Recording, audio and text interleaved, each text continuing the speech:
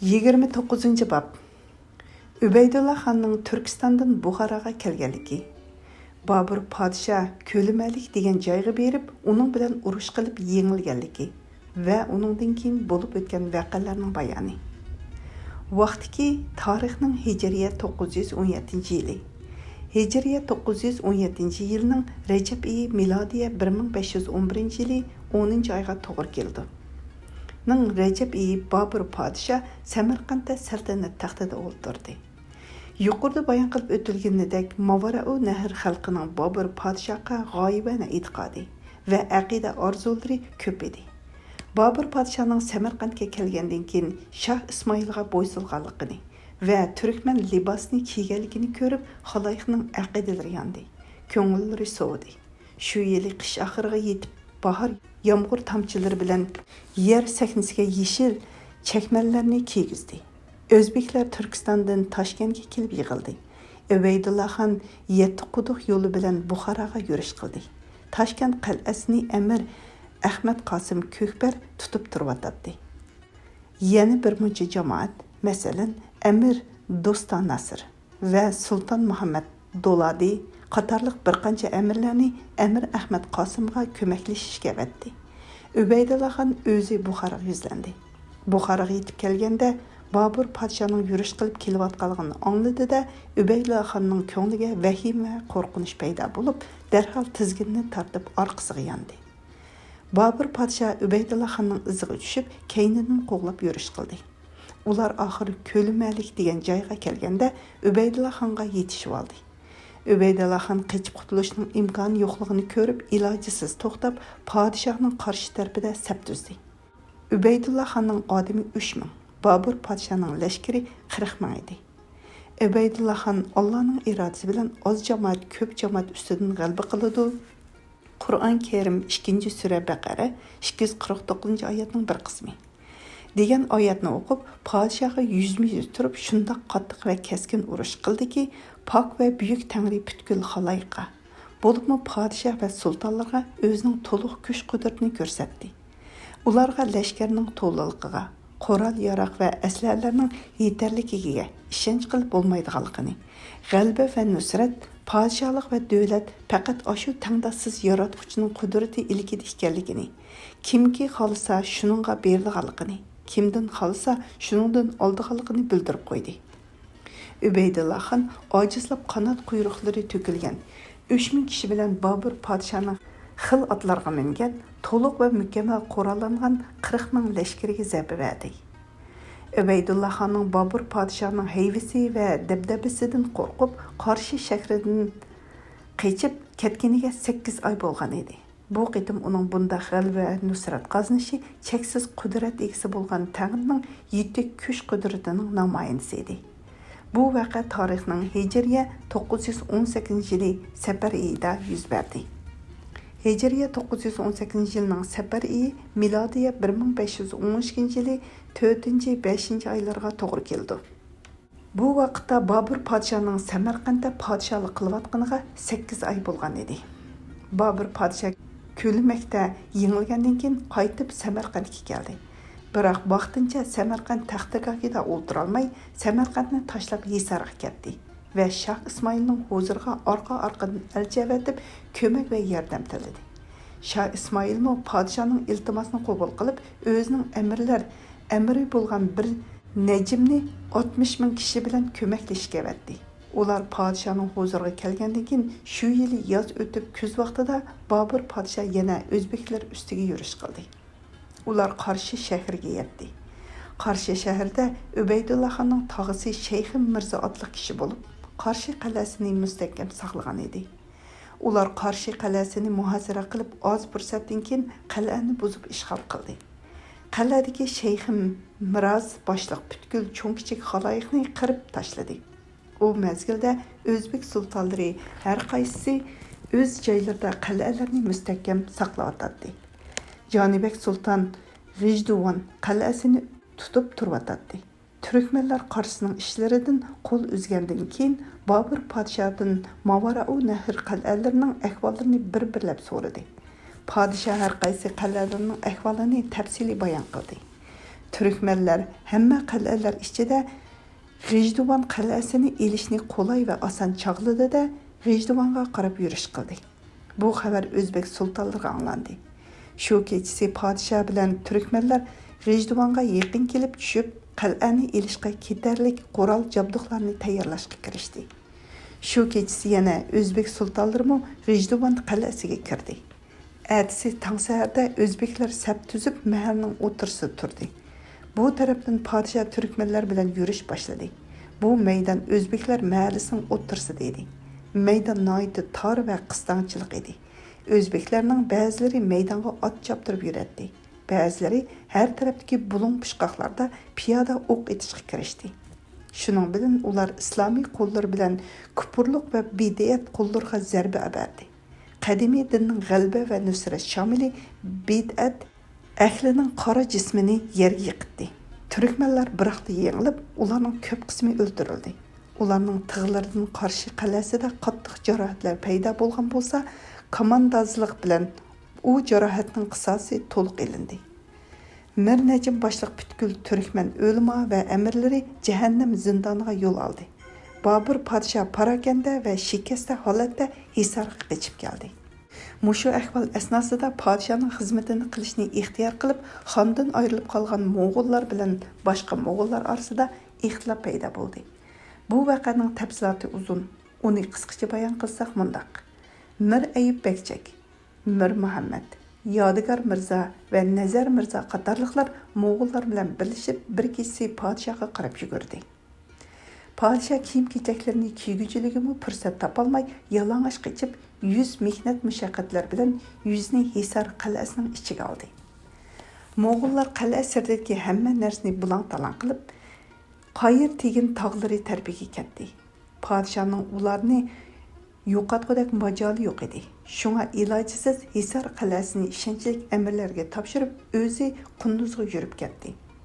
Hisar qal'asidan boshqa barliq viloyatlarni mo'g'ullar ishg'ol qilib oldi. Mo'g'ul xalqi orasida agar xilvat o'rinni topsa, to'ng'iz duviga chiqadi deydigan mashhur bir masal bor. Dal shu masalda aytilgandek, mo'g'ullarning har biri birdan sardor bo'lib, zulm kulpat qo'llarini har tarafga uzatishga boshladi. Posiq changallarni umum xalqning mol-mulki va ahli ayollarining etaklariga uzatdi.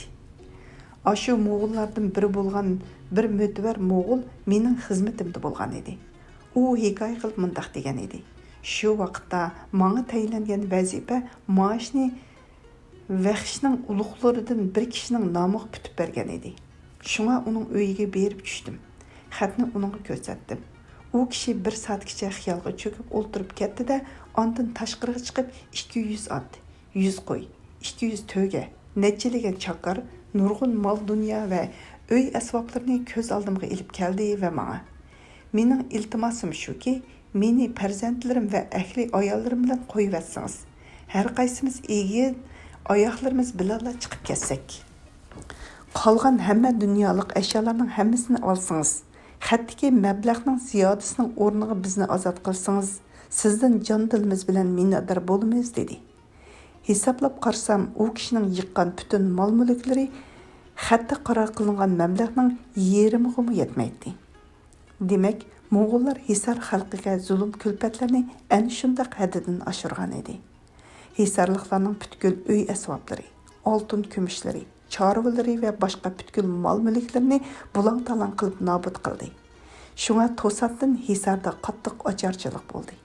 Bu ocharchilikda butkul Hisarda faqat 60 kishilar hayot qoldi. Ko'plagan xalq bir-birining o'likining go'shtini yegan edi.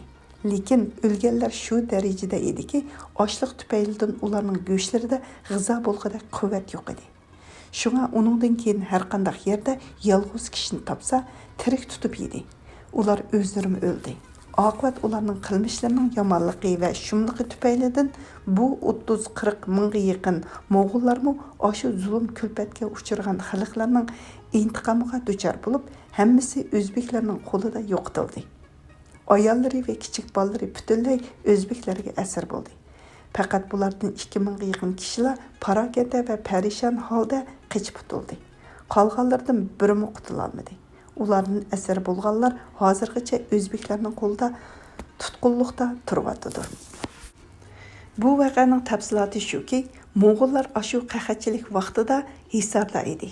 Shu yili qishda bu ocharchilik ustiga qor shu qadar ko'p yog'diki, tog' bilan sahroning farqi qolmadi. Moğollar zulm va kulfatni qancha haddidan oshirgan sari bu yerda barkat borgan sari aziyib ketdi. Shunga Moğollar maash va tirikchilik qisınchilikqa duchor bo'ldi. Sahroda hamma giyoh, o't samonlar qor ostida qolgan edi. Shu sababdan Moğollarning otlarining ko'pinchisi ochliqda o'ldi. Qolganlarimi qardan chiqdi. Shu tufaylidan u zolimlar noyda ojiz bo'lib, butunlay tanglikda qoldi. Bularning mundaq ojizlashib ketganligi Ubaydullah xonga anglandi. Chunki Ubaydullah xonning ko'pincha tirishchanligi yaxshi ishlarni qilishga, xayr saxovatga va foydali ishlarga sarf bo'ladi.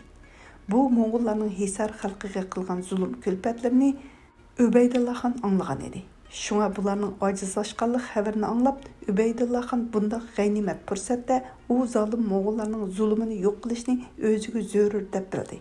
Şuna Hisar tarafga qarab yurish qildi. Moğollar o'zbeklarning kelayotgan xabarini angladi. Ular qarab baqsa, qechib borgan hech qanday joy yo'q. Chunki ular Babur podshohga dushman bo'lib yuzlarini qaro qilgan edi. Şuna podshohning huzuriga berishning imkoniyati yo'q edi. Andijonga xonning huzuriga berishni muvofiq ko'rmaydi. Chunki xonning odati shundoq ediki, bundaq zolim istibodatlar zaruriyat yuzidan huzuriga kelsa, ularga hargiz iltifot qilmay, balki jazosini beradi. Shunga ular xonning oldiga borolmaydi. Uning ustiga yo'llarni qor to'sib olg'ashqa menish mushkul edi. Shu sababdan Mo'g'ullar hech tarafga borolmay, ilojisiz Suraxib daryosi, hozirgi Markaziy Osiyodagi Omo daryosining o'ng tarmoq eqini Muharrirdan Vaxish tog'larga, Vaxish teg'i hozirgi Tojikistonning g'arbidagi tog' bo'lib, Vaxish daryosi o'ttiri eqinining so'l vodisiga to'g'ri keldi. Muharrirdan bekindi. U yerning bir tarafi Suxarib daryosi, yana bir tarafi tog' edi. Yana bir tarafida bo'lsa qor noyit qilin edi. Mo'g'ullar u qorga ishonch qildi. O'zbeklar yaqin yetib kelib, ularning atrofini mulohiza qilib ko'rdi. Noyiti mustahkam joy edi. Lekin ustozlar aytadiki, Misra umr erur qoru oftobu tumus.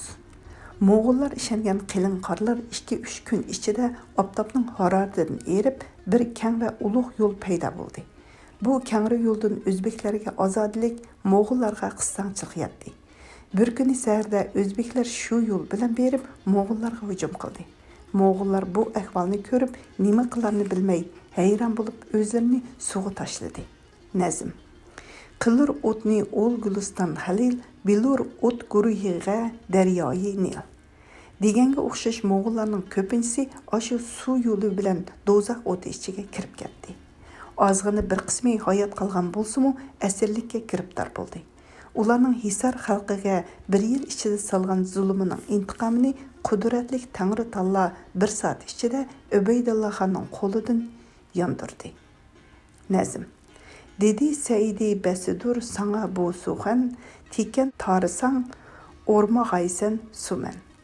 Her daim zulm ve külfet qilg'uvchilarning oqibati vayronchilik va keyingi ahvoli perishonlik bo'lg'usidir. Nazm. Yomonlik qilma, topqaysan omonlik. Yomonlikning jazosidir yomonlik.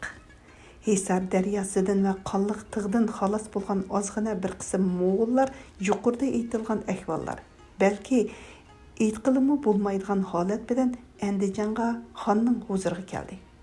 Peqir Mir Ayyub Bekchakdan mundaq anglagan edim. Mo'g'ullarning Hisar xalqiga qilgan muomalalarni o'ylab, Tangri dargohiga nola qilib patroq bir bola qazo kelgan bo'lsa, musulmonlar bu jabr zulmlardan xalos bo'lgan bo'lsa edi deb tilab duo qilatdim.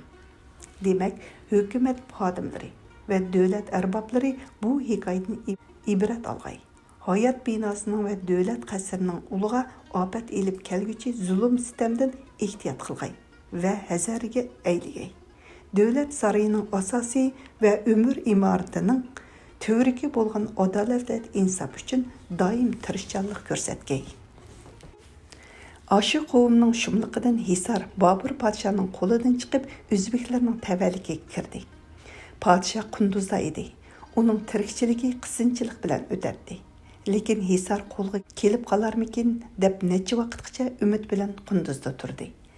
Mirzaxonning podshohga nisbatan to'liq aqida va itoati bo'lsa-mu, ammo o'z viloyatini tashlab kelib podshohga xizmat qilmaydi.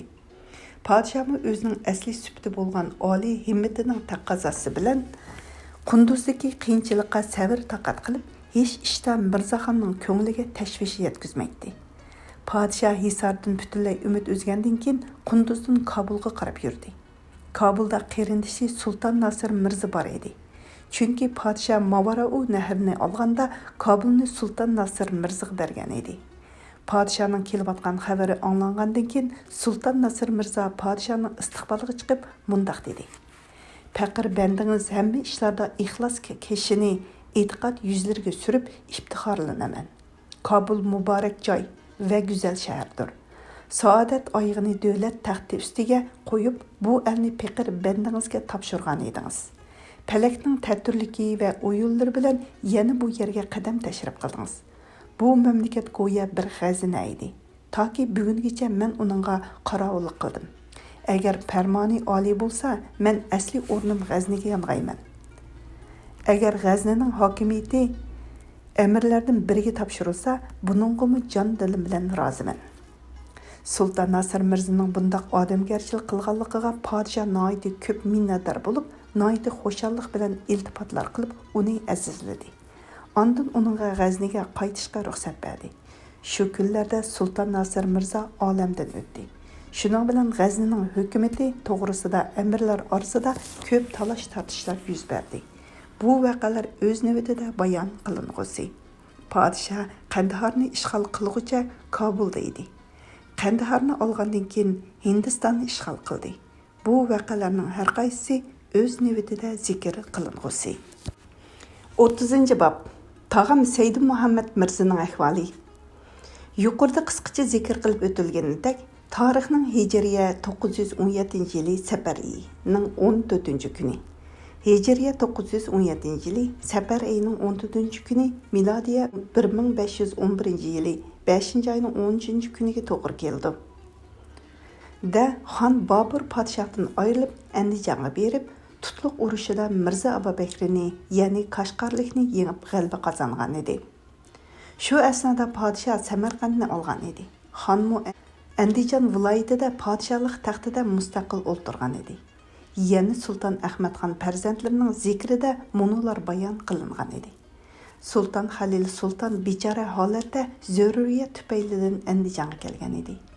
O vaqtlarda Jonibek Sultan otdan yiqilib, mingsiga nuqson yetib, mijoz xulqi buzilgan edi. Sultan Halil Sultan yetib keldi. Jonibek Sultan tag'am Said Muhammad Mirza Tangri uning gunohlarini kechirgay. Ni Sultan Ali Mirza Bekchakni va To'bira Noyag'utni chaqirib, ularga Sultan Halil Sultanni o'ldiringlar. Men buningdan sizlarning Mo'g'uldan ko'nglinglarni uzib, bizga e'tiqod bog'laganliginglarni bilay. Agar Sultan Halil Sultanni o'ldirishdan o'zinglarni tassanglar, sizlarni o'lib ketganlarga qo'shiman deb farmon qildi. Bu uchaylan o'z jonlarining vahimasi tufaylidan xonning otimi, onimi bir inisi Sultan Halil Sultanni Oqsi daryosida rahmat suyiga g'arq qildi. Madamki o'zbeklar g'olib va qo'li uzun vaqtlarda bu 3 kishining ko'ngillari butunlay xotirjam edi. O'zbeklar mag'lub bo'lib mamlakat va viloyatlari qo'ldan ketgan va zarbaga uchirg'ili boshlagandan keyin bu uchaylan xon o'z qarindishimizning intiqomini olmoqchi edi deb vahimaga tushib andishida yurdi. Bular shu xil taraddudda yurayotganda To'bra Noyag'utni xon maslikda o'ldirdi. Buningdan sabab shu ediki, To'bra Noyag'ut bir sahroliq kishi bo'lib, hech vaqtda podshohlarning xizmatida bo'lib boqmagan edi. Hamisha Mo'g'uliston va O'zbekiston sahrolarida qozoqlar odati bo'yicha qorovullikda umr o'tkazgan kishi edi. Hech zamonda amirlik mansibining oliy martabasiga yetmagan edi. Ammo bu vaqtlarda xonning xizmatida u o'zini saltanat erkonlarining bir to'riki deb chaqlaydi. O'z ko'nglida o'zini xonning yaqin amirlaridan deb biladi. Uning buzuq xiyoli shundoq ediki, podshohlarga adab bilan muloyim muomala qilmoq xushamatdir. Xoşamat barlıq xislatlarning yomonroqidir. Qo'pol so'z qilish g'ayrat va jur'atning alomatidir. Padişahlarga yaqinlikning nishonisidir. Padişahlarga har xil qattiq so'zlarni aytish va ziyoda adab saqlamaslik xaloyiqning nazardimi bu kishining ulug'ligiga dalolatdir deb o'ylaydi. Uning qora ko'ngliga bu buzuq xiyollar yaxshi ko'rinib, mingsi bu xil mali xulya kesiliga duchor bo'lib, tomirlari aşı g'ururning sarsonlari bilan yo'g'inab ketgan edi. Shunga o'lim vahimasi beshida tursimi, qo'pol so'zlikni o'ziga ravo ko'rgan edi. Xonning suhbatida sharob ichishdi. Töbri noyag'ut qip-qizil sharobning maslikidan qizib qoldi. Uning ko'nglida o'rinlashgan buzuq xiyollarning o'ti beshiga o'rladi. Shunga qilayimgan so'zlarga eg'iz ochdi. Xon qancha qitim siliq va muloyimlik bilan: "Ey Töbra, bu qilayimgan so'zlaydigan yer emas. Qo'pol so'zlashning mo'riti va o'rni bor. Hozir bekordilla bunda qattiq yirik so'zlashing yaxshi emas" deb qancha qitim aytdi. Töbra hozir otasiga izbosar va o'rinbosar bo'lib, bir marikini oxiriga yetkazilgan va qo'ldan ish keladigan qaysi o'g'il bor? Uning qo'ldan qaysi muhim ish hal bo'ladi dedi. Töbra Noyag'ut xonga mundaq qattiq javoblarni aytgan edi. Xonning g'azab o'ti savr taqtini shundoq ko'ydirdiki, uning kuli Töbra Noyag'utning hayotliq ko'zini ko'r qildi. Xon farmon tushirib, buning hayotliq to'vrisi ne hayvon beshidan elinglar va darvozaga isinglar. Boshqalar buningdan ibrat elib, hech kim ulug'lar huzurida mundaq behurmatlik qilmaydigan bo'lsin dedi. Xonning farmoni bilan Töbraning ishi oxirlashtirildi. Yuqorida uchaylarning biri bo'lgan Sultan Ali Mirza buningdan vahimaga tushib qechib Samarqandga Bobur podshoning huzuriga bordi-da, Mir Ayub, Mir Muhammad va Mir Ibrohimlarga qo'shildi. Bu ikkilan tog'amga go'yas supurdak edi. Tog'am tanho qoldi. Uzungacha qo'rqinch va qattiq andisha o'tdi. Bu voqea asnosida xon Oqsida, tog'am Andijonda edi. Xon bu voqea yuz bergandan keyin tezla Oqsiga Mir Qanbarni avatdi. Mir Qanbardan tog'amga xat avatib mundaq dedi: "Töbra shundaq bir eshak ediki, hech qanday bir eshakka Töbra bo'lg'uchilik layoqati yo'q edi. Uning ustiga adab ishkini etib, beadablik yo'liga qadam qo'ygan edi. Saltanat hurmatini o'ziga lozim tutmay, behurmatlik yo'lni tutgan edi. Shu sababli o'tgan ishlarni qayta ko'ngil sahifasidan yo'q qildi. Bu ishlarni siz adovatdan bo'ldi deb o'ylab qolmag'aysiz. O'tgan ish o'tdi. Chiqqan nafasni yondirg'il bo'lmaydi. Shunga o'tgan ishlarni unutib ketaylik. Siz ko'nglingiz lavhasiga uni hargiz keltirmagaysiz va tasavvur qilmagaysiz." Mir Qanbarxonning bu farmonini tog'amga yetkazdi. Tog'amga to'liq tasalli hosil bo'ldi. Mir Qanbarni avatib, keynidila xonmi Andijonga keldi. Tog'amning gunohi va xatolarining yuziga iltifot, yaxshilik va in'om ihson qalami bilan abu xitni shundoq yozdiki, qo'rqinish suratlari ko'ngildan butunlay yo'qoldi va do'stlik aloqasi, muhabbat rishtasi xon bilan tog'amning orasida kundan kunga ching va mustahkam bo'ldi.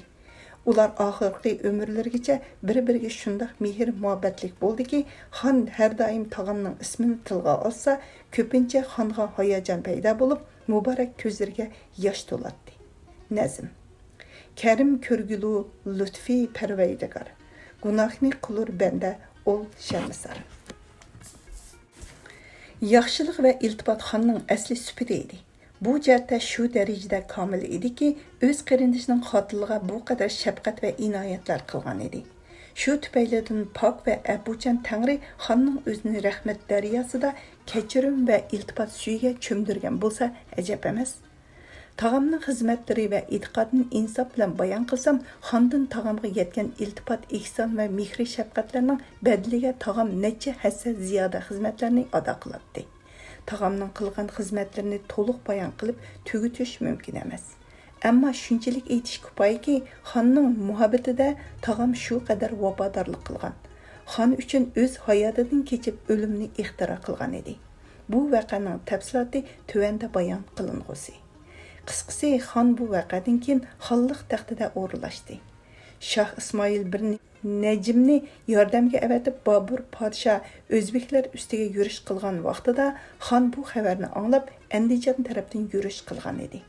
Babur podsha va Mir Najim texi Darbandi Ahanadan o'tmagan edi. Xon oldin qo'l silib tezlikda berib, O'zbek sultonlarining kattasi bo'lgan Söyinchak sultonga taqabul turib, urushga kirishib ketdi. Beshkent Piskent deb ataldi. Markaziy Osiyodagi Zara-Abshan daryosi vodisidagi shahar Panjigatni ko'rsatdi. Samarqandning sharqiga 40 chaqirimcha keladi. Muharrirdan. Otliq bir yerda ikki taraf sap tuzib qattiq urush qildi. Oxiri xon yengilishga yuzlandi. Ammo xon shu qitimliq urushda o'zi ko'p urushlarni qilib, intayin botirlik va shijoatlarni ko'rsatdi. Ko'p a'zolari yorinib, shikasta holatda Andijonga yenib keldi. Xon Babur podsha bilan Mir Najimning xabariga intizor bo'lib turdi. O'zbeklarmi Babur podsha bilan Mir Najimning andishisi tufaylidan xonni qo'g'lashga petinolmadi. Shu sababdan xon Andijonda Babur podshaning xabarini kutib turdi. 31-bob. Bu kitobning muallifi Muhammad Haydar Mirzaning qisqacha ahvoli. Shuni bilish kerakki, yuqorida bayon qilib o'tilgandek, Piqir Kamina tarixining Hijriya 915-yili, Hijriya 915-yili, milodiya 1509-yili 10-11 oylarga to'g'ri keldi. Mirzaxonning huzuridan Kabulga kelib, Babur podshaning saodatlik nazarga erishib, turli shohona iltifotlar bilan aziz va e'tiborli bo'lib, podshaning tarbiyat hujrasida o'rlashgan edim. Piqirni podshoh ko'rinishda qarindosh qatorida ko'radi. Ammo ko'nglida farzand o'rnini bilib, menga otliq shafqatini yetkazadi. Hamma ahvolda mehr shafqat bilan so'yindiradi. Shunga g'ayriblik va mushaqqat kunlarining kirlari ko'nglim aynigidan butunlay yo'qolgan edi. Intayin rohat, farog'at va ozodlik bilan hayot kechirgan edim. Shu ahvol ostida Babur podsha Qunduzga lashkar topmoqchi bo'ldi. Bu mezgil jiddiy qish fasli bo'lib, havo intayin sovuq edi. Podsha Piqirga shu qadar iltifot va marhamatlar bilan aytdiki, yo'lning qiyinchiligi va havoning sovuqligi tufaylidan bu safar intayin mushkuldir. Shunga qish chiqcha Kabulda turg'aysan. Bahor fasli yetganda havoning sovuqi ketsa, shu vaqtida xizmatimga kelgaysan. Ammo men takrar yelinib, bu diyorda g'iriblik kulpiti va yetimlik azobiga podshoning shohona iltifotining yordami bilan sabr taqat qilatdim. Endi podshodan ayrilib bu yerda qolsam, qaysi kuch, quvvat bilan g'iriblik kulpitiga taqat qilaman dedim. Podsho menga Kabulda qilishga taklif berishning ko'nglimga shikastalik va parishonlik elib keldiganligini bildi. Shunga ilojisiz hamma safar jabduqlarni tayyor qildirib berib, o'zi bilan hamroh qilib Qunduzga elib bordi. Moğollar arasida otamning xizmatida bo'lganlar ko'p edi. Ularning har qaysilari o'z aqidalarining taqozosi bilan xizmatga keldi. Shu sabab tufaylidan qurol yaroq va jamoatga ega bo'ldim. Bo'libmi otamning roziligini izdiguvchi, buningdan keyin necha yerda ismi tilga ilindigan Jon Ahmad Otaka boshliq otamning mulozimlari mening xizmatimda bo'ldi. Jon Ahmad Otaka sanoqli kishilardan edi. O'zbeklarning zamonida qo'ldan necha ishlar kelib, xeyli e'tibor topgan edi. Shu sabab tufaylidan ot va qurol yaroq, asbob saramjonlarni to'plab tayyor qilgan edi. Ularning hammasini mening lozimatlarim uchun sarf qildi. Qish vaqtida podshoh lashkarlari bilan Ko'lak dashtiga bordi. Men shu lashkar ichida podshohga hamroh edim. Ko'lak dashtidan yenib kelganimizda bahor fasli bo'lgan edi. Podshoh xonni Andijonga yo'lga soldi. Xon meni o'z mulozimatiga targ'ib qildi. Mening xonning mulozimatida bo'lishga ko'p maylim va rag'batim bor edi. Shunga podshohdan ijozat tiladim. Bu ishim podshohning muborak ko'ngliga noiti ig'ir keldi va meni xonga qo'shib berishdan o'zini noiti yiroq tutib, bu ishni mutlaq ma'qul ko'rmadi. Shuningdan keyin xon Andijonga ketdi. Men podshohning huzurida qoldim. Shu kunlarda podshoh Hisarga yurish qildi. U urushda o'zbeklar yengildi. Ashu urushda yuqorida tilga ilingan Jon Ahmad Otaka mening mulozimlarimni boshlab urush qilib, o'zbeklarning bir mo'tvar kishisini tirik tutib podshohning oldiga ilib keldi. Padişah tökbü xatırlaş vədisi bilan onu əzizlədi. Ondan fərman qılıb bu iş Mirza Haydarның pali üçün yaxşı başlandı dedi. Yani fərman qılıb bu tökbini dəftərgə Mirza Haydarның ismiga putunlar dedi. Bu hikoyat yuqorida zikr qilib o'tilgan edi. Padişah Samarqandni olğa mahaldimi men padişahning xizmatida edim. Otamning farzandlari qatorida tilga ilingan. Habiba Sultan Xonish Peqir bilan bir tuqqan edi. U Ubaydullah xonga tushgan edi. Ubaydullah xon qarshidan Turkistonga qochib ketganda ahli ayolni billa ilib chiqishga fursat topolmadi. Chunki vaqtning qisliqidan har kim safar jabduqlarini tayyor qilibla qochishning g'animat bildi. O'zga narsalarga qaramadi. Shunga qarindishim Habiba Sultan Xonishmi ayrilib qolgan edi. Peqir u yerda uning bilan ko'rishdim. Ondan Samarqandga keldik. Shu qishda tog'am Andijondan xonning huzuridan Samarqandga kelib, yonar chog'da qarindishim Habiba Sultan Xonishni bir maslahat tufaylidan hamroh qilib Andijonga elib ketdi. Andijonga borgandan keyin Habiba Sultan Xonishni xonga nikoh qilib berdi. Shu qish o'tib, bahor fasli bo'lganda Bobur podshoh Ko'limelik urushiga berib, Ubaydullah xon bilan urush qildi. Padişah Samarqanddan hücum qildigan vaqtida men tap kesiliga duchor bo'lib, bu qitimliq safarda bilib bo'lalmay Samarqandda qolgan edim. Babur padişah Ubaydullah xondan yengilib Samarqandda turolmay Hisarga bormoqchi bo'lganda, men bu padişahning xizmatida Hisarga keldim. Xon meni talab qilib necha qitim kishavatdi. Oxir padişah mening Andijonga berishimga ranjigan va og'ringan holda ijozat berdi. Her qanday ahvol ostida padişah ko'nglining roziligini izdishim menga zarur va lozim edi. Lekin texi yeshim kichik bo'lg'ashqa, bolalikning taqozosi bilan padişahning muborak ko'nglini izdamay Andijonga berishni qaror qildim. Padişah Mirnajim bilan billa lashkari yurishga chiqqan vaqtida men Andijonga ketdim. Men texi Andijonga yetib bormagan edim. Xon Suyinchak sultondan yengilib Andijonga yenishiga men yetib bordim. Bu vaqa tarixning Hijriya 918 yili Rajab oyida. Hijriya 918 yilning Rajab oyi milodiya 1512 yili 9 oyning 12 kuniga to'g'ri keldi. Bo'lib o'tgan edi. Xonning mag'firatlik hayot kunlarining oxiri bo'lgan tarixning Hijriya 938 yili Zulhajja oyigacha. Hijriya 939 yilning Zulhajja oyi milodiya 1533 yili 6 oyga to'g'ri keldi. Bo'lgan bu 21-22 yil ichida men doim xonning xizmatida, xonning huzurida davlat xizmatida bo'ldim. Orqama-orqa shohona in'omlarga, xoqonlarcha iltifatlarga erishib izzatlandim. Xon Peqirni ko'raganlik martabasi bilan aziz qilishdan ilgari hech vaqtda xonning huzuridagi xizmatdan xolis emas edim. Kecha bo'lsa xonning uxlaydigan qasrni rostlaganda shu uyning bir tarafiga Peqirga istirahat qiladigan joy qoldiratdi. Agar bazma o'ltirishlar bo'lsa, mening o'ng belikim xonning so'l belikiga tegishib turgan holatda o'rilishatdim. Agar suhbat bo'lsa, bu suhbat aklining eng beshi tog'am edi. Meni tog'am yuqori o'ltirg'izatdi va tog'am xonga iltimos qildi.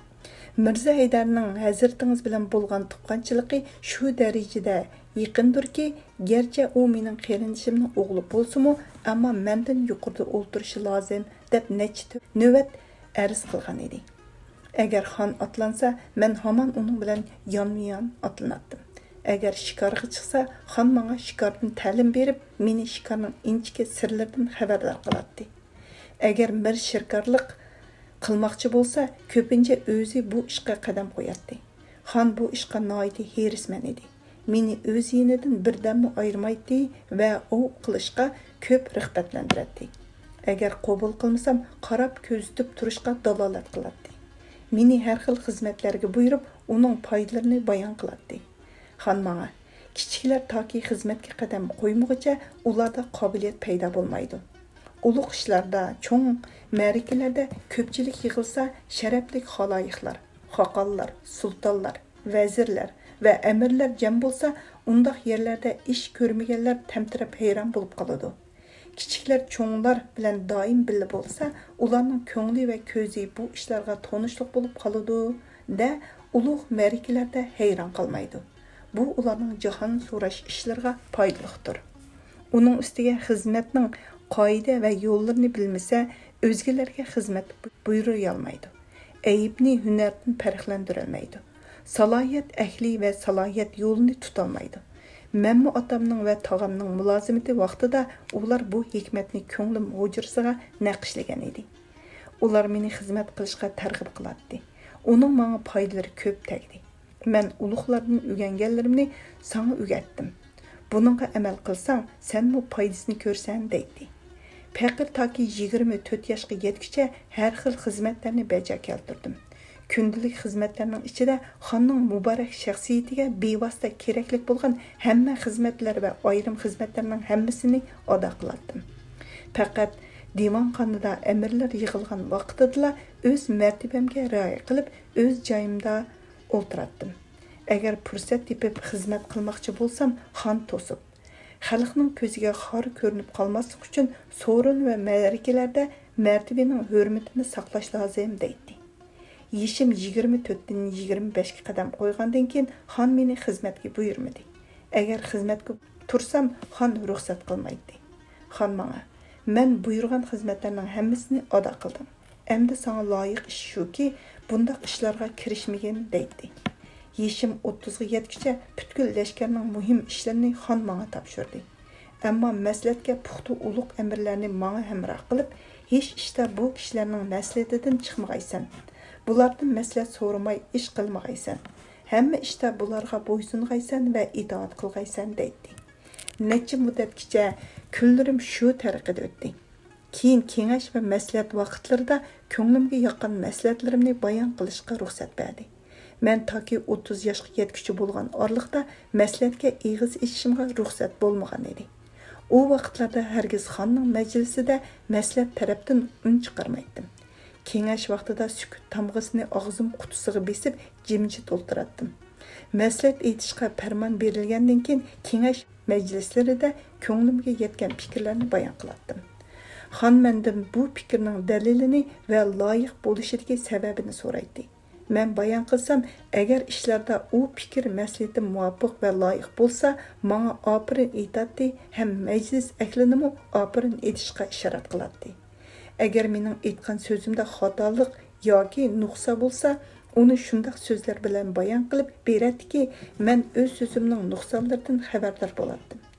Necha muddatgacha shu tariqada o'tgandan keyin xon menga farmon qildi. Sening fikr va tabiringga endi to'liq ishonch hosil bo'ldi.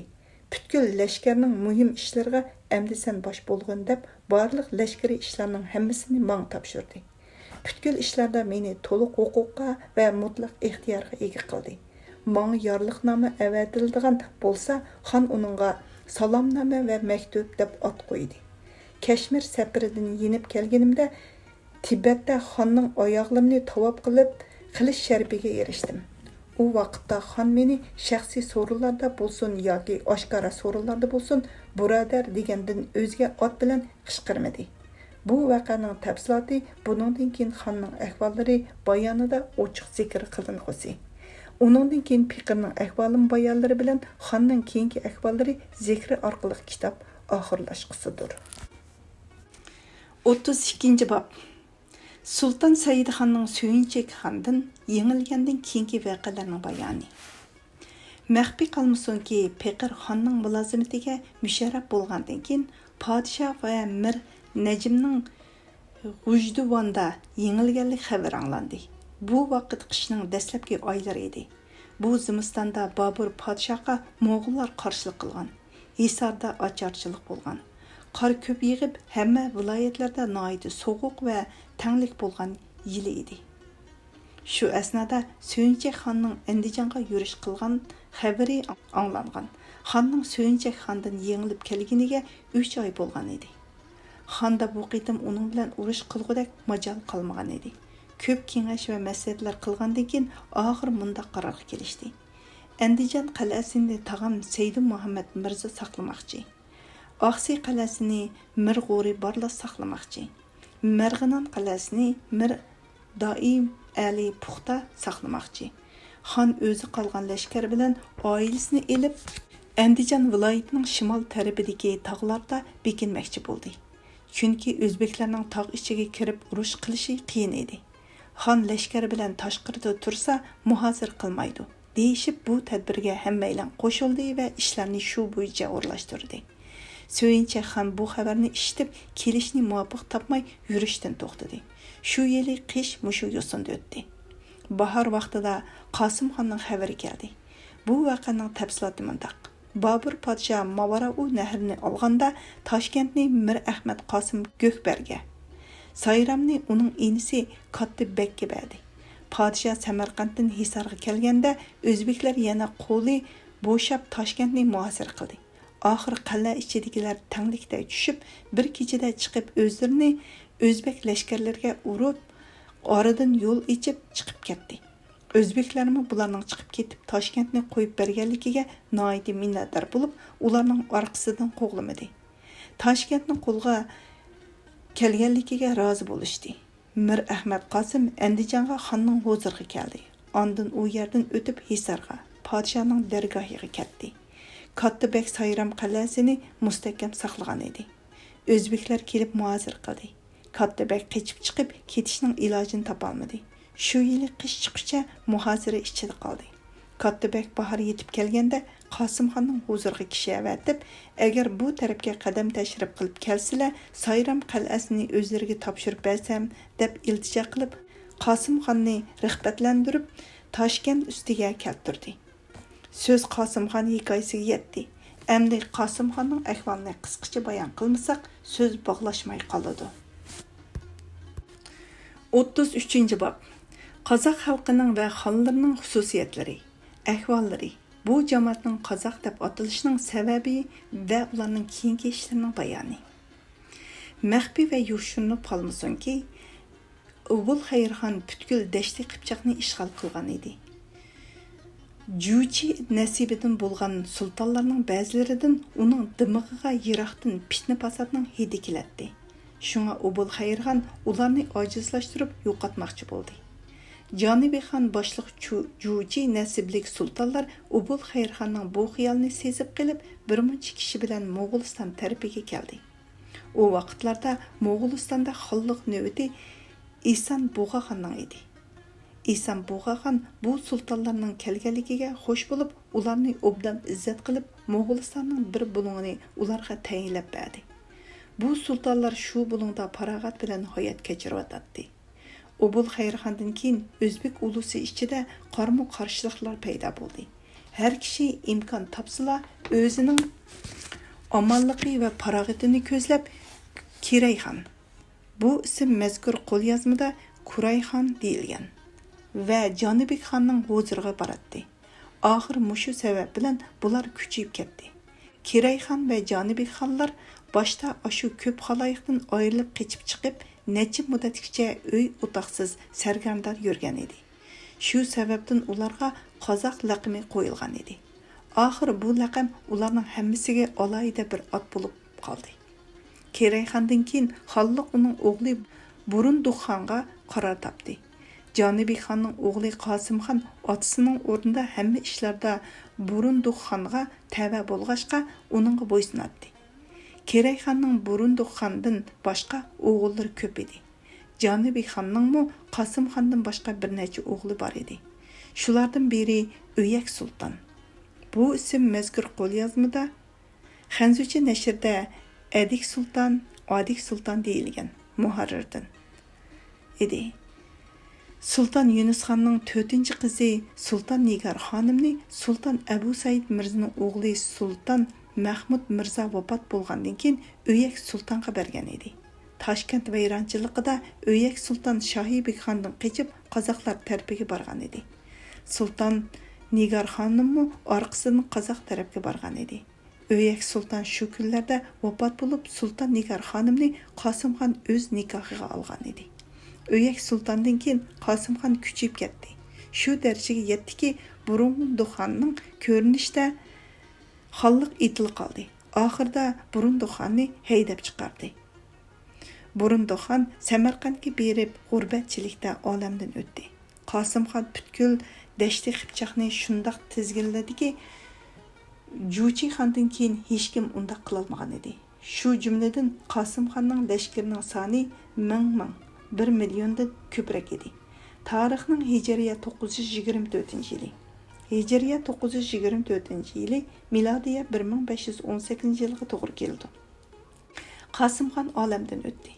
Uningdan keyin Qozoq sultonlari orasida necha qitim urushlar yuz berdi.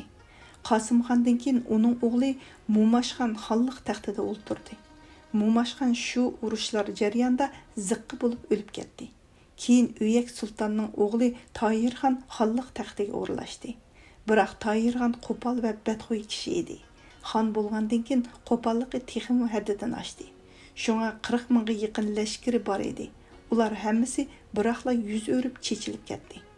Toyirxon qirg'izlar orasida tanho qoldi. Oqibat falokat bilan o'ldi.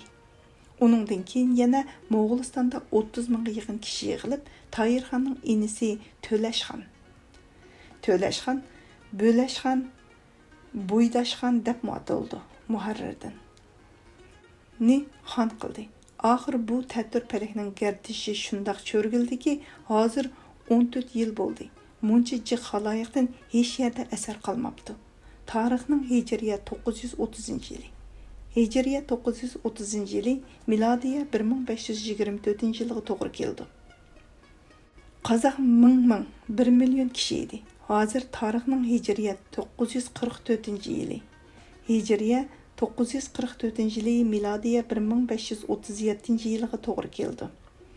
Bo'lganda shuncha to'la xaloyiqdan hech yerda nom nishon yo'qdir. Ularning ba'zi ahvollari pat fursatda, xonning ahvollari zikrida bayon qiling'usi.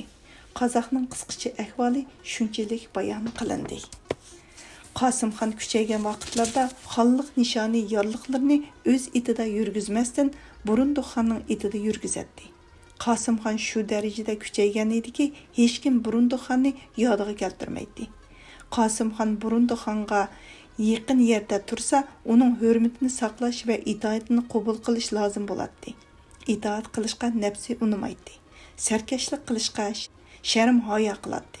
Shu sababdan yiroq yerlarda o'ltiradi. Burunduq xon Saraychoq hozirgi Ular daryosining bo'yiga, Kaspiy dengizining shimoliy tarafiga to'g'ri keldi. Muharrirdan ta edi. Qosim xon uningdan yiroq turishni izlab Mo'g'uliston chegarasiga kelgan edi. U Qaratal daryosining yuqori iqinda bo'lib, Balqash ko'lining bo'yiga to'g'ri keldi. Muharrirdan da qishlab Adiyaz vaqtida o'zining asli o'rniga yonmoqchi bo'lgan edi. Shu holatda Katta begning odami Sayram aka birlari bilan yetib kelib, Katta begning iltimosini yetkazdi. Qosim xon uni qabul qilib, Tiraz Mo'g'ullar u yerni Yangi deydi tarafga yurish qildi. O'zidan ilgari bir amirni Katta begning qishiga avatdi. Katta beg Sayramni shu amirga topshirib berib, o'zi Qosim xonning xizmatiga bordi va Qosim xonni Toshkent ustiga berishga da'vat qildi. Qosim xonning haddi hisobsiz lashkari Toshkentga qarab yuzlandi. So'yincha xon buni anglab Toshkent qal'asiga bekindi. Qosim xon yetib kelib qal'aning qishida bir kecha qo'nib, Toshkentning atrofini talon-taroj qilib yondi. Qosim xonning qolgan ahvollari o'z navbatida qisqacha bayon qilingusi.